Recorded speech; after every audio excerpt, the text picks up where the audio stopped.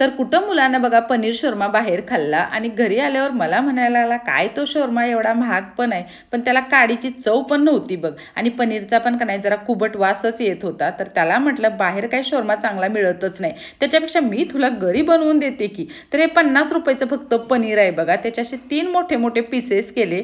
ताटली दही घ्यायचं आहे, दह्यात की नाही आलं लसूण पेस्ट, तिखट, हळद, मीठ, गरम मसाला, धना पावडर, कसुरी मेथी वगैरे वगैरे हे सगळं चांगलं मिक्स करून घ्यायचं.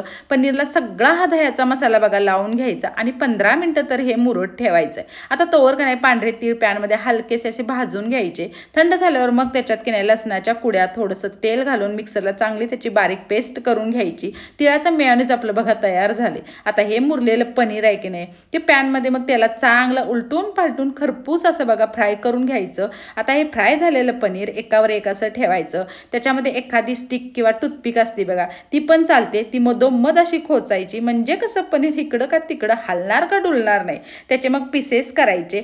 चपाती घ्यायची, मग ती शिळी असली तरी चालत्या बरं. त्याच्यावर आपण केलेलं जे तिळाचं मेयोनीज आहे की नाही ते चांगलं कडेपर्यंत पसरून घ्यायचं.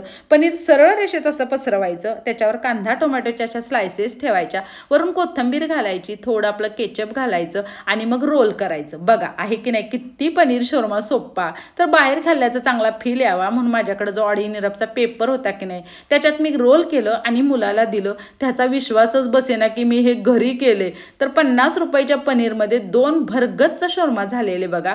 तर एका शोरम्याला तुम्ही बाहेर किती पैसे देता, त्याच्यापेक्षा असं घरी केलेलं परवडते की नाही ते तुम्हीच सांगा. सबस्क्राईब करा बरं का.